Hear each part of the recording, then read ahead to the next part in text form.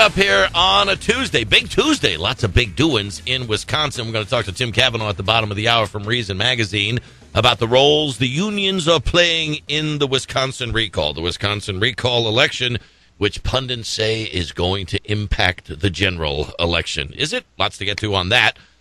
Good to have you on board. We thank you, as always, for taking some of your time to spend it with us here on the program, where we like our flying a little turbulent, our women a little crazy, and our politics a little messy. Marcella working the dials, Brad producing the program. Emails at the website, jerrydoyle.com. Poll question up there for you today. A Pew Research Center study spanning 25 years. I almost sounded like Jim McKay there. The agony of defeat. Rebuts the belief that voters are far more unified than their elected representatives. Where do you see the divide coming from? Is it coming from the politicians, the people, the pundits, all the previous P's, or Pew? That study stinks. 22% say it's the politicians, 9% say it's the people, 3% say it's the pundits, 41% say it's all the previous P's, and 25% rounding it out say Pew. Pepe Le Pew.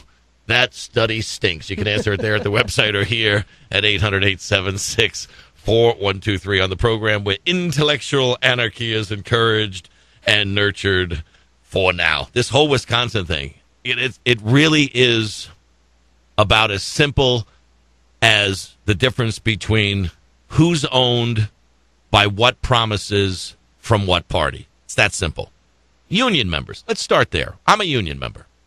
I have to be a union member, or I had to be a union member when I was an actor. Screen Actors Guild merged with AFTRA, the American Federation of Television and Radio Artists, under the auspices of the Teamsters. Boom, boom, boom. You could have put an ominous tone in there.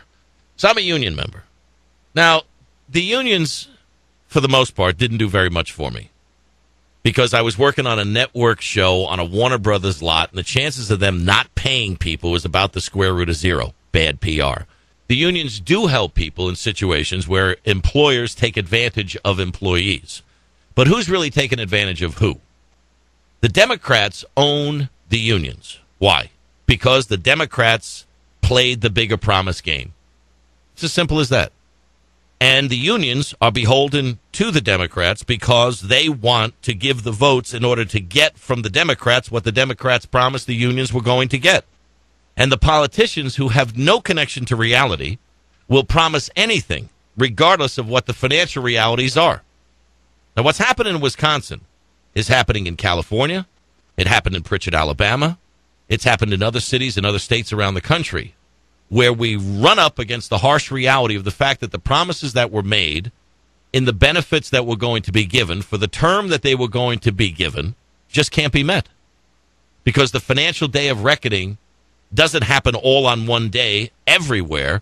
It starts to show up in places, and it shows up in a little place like Pritchett, Alabama, which we've talked about on the program for the last couple of years, here and there. Pritchett, Alabama, pension obligations, 115 members of that community that were promised by law required to be paid their pensions. Pritchett, Alabama runs out of money. What does Pritchett, Alabama do? Stop paying the pension. And something like 15 people have died waiting to get their pension money. I guess the city of Pritchett, Alabama figures if we just wait them out long enough, they'll all be dead. And then we don't have to meet the pension obligations. And it's the same thing that's happening in cities in California. And it's the same thing that's going on in Wisconsin. The reality is the recall is really a battle over who wants to face reality and who doesn't. Now, what about union members? Are they bad people, by and large?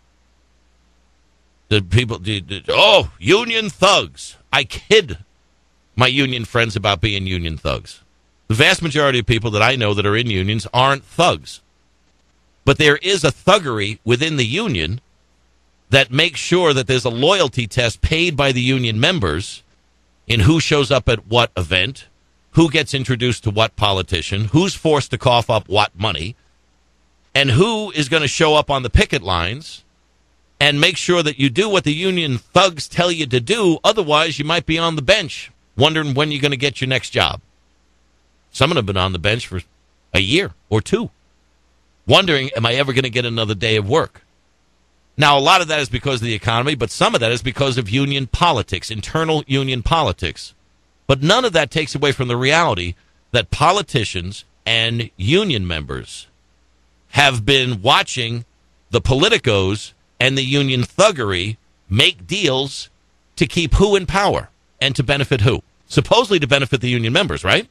Because they're the ones that are going to be getting the health and the dental and the retirement and the life insurance.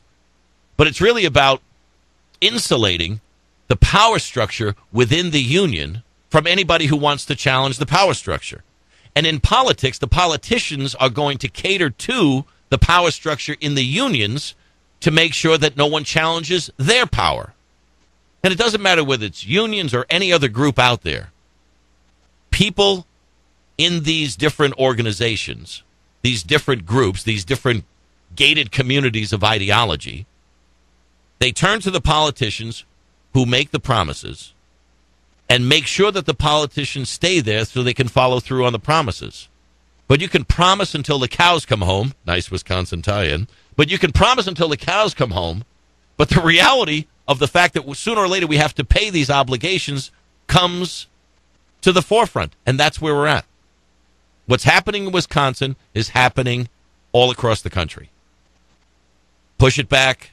Pay attention to it later. Don't worry about it now. Sweep it under the rug. We'll deal with it later. Kick the can down the road. We're out of road. Build more road. Kick the can further down the new road that we just built. Don't worry when we run out of that road. What if the can? Well, don't worry. We'll get a new can. We'll just keep kicking whatever can we can find down whatever road we can build as long as we can possibly do it until such time as we all get hip to the fact that we just can't continue to do this.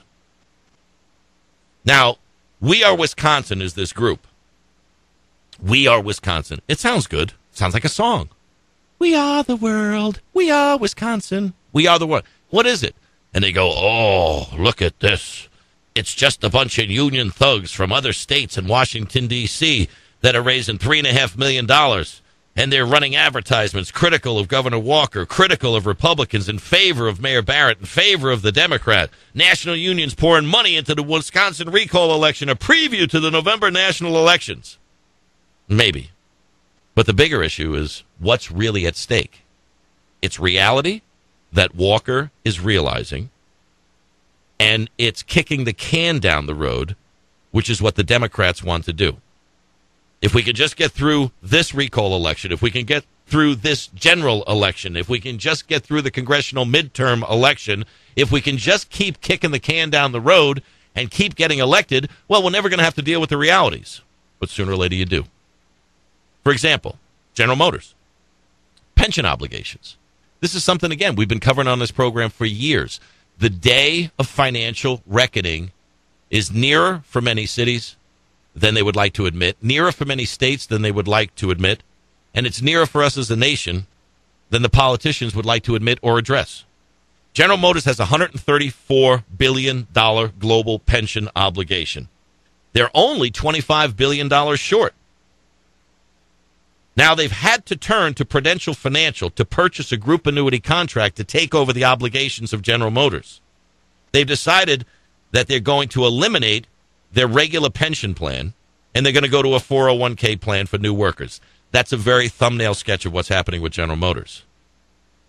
But you've got union retirees and you've got white-collar workers. Those two are being pitted against each other. But the reality is that you can't continue to show pension gains of 8% a year, 10% a year, 12% a year, when we're looking at a 10-year treasury that's paying a 1.5%.